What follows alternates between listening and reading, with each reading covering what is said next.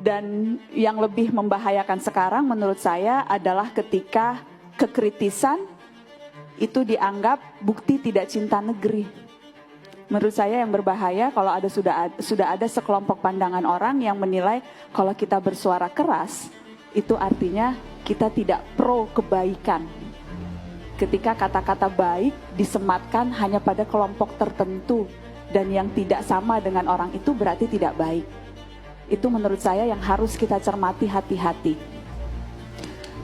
Dan ketika ada upaya-upaya untuk mengembalikan lagi Indonesia ke zaman sebelum reformasi, itu yang harus betul-betul kita waspadai. Rasa-rasanya tidak ada politisi yang seberani hari-hari ini loh. 3-4 tahun yang lalu, mana ada yang berani bilang presiden 3 periode, ya nggak sih?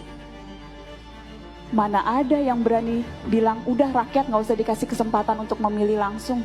Upaya-upaya itu ada, tapi dengan bangga bilang, kita mau presiden 3 periode, mengubah undang-undang dasar untuk itu. Rasa-rasanya dulu nggak ada yang berani selantang itu ya.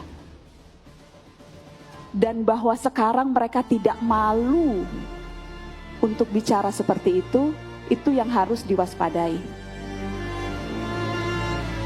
Dan yang lebih membahayakan sekarang menurut saya adalah ketika kekritisan itu dianggap bukti tidak cinta negeri. Menurut saya yang berbahaya kalau sudah ada sekelompok pandangan orang yang menilai kalau kita bersuara keras itu artinya kita tidak pro kebaikan.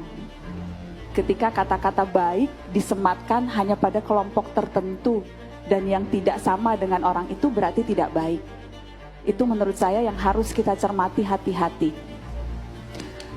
Dan ketika ada upaya-upaya untuk mengembalikan lagi Indonesia ke zaman sebelum reformasi, itu yang harus betul-betul kita waspadai. Rasa-rasanya tidak ada politisi yang seberani hari-hari ini loh.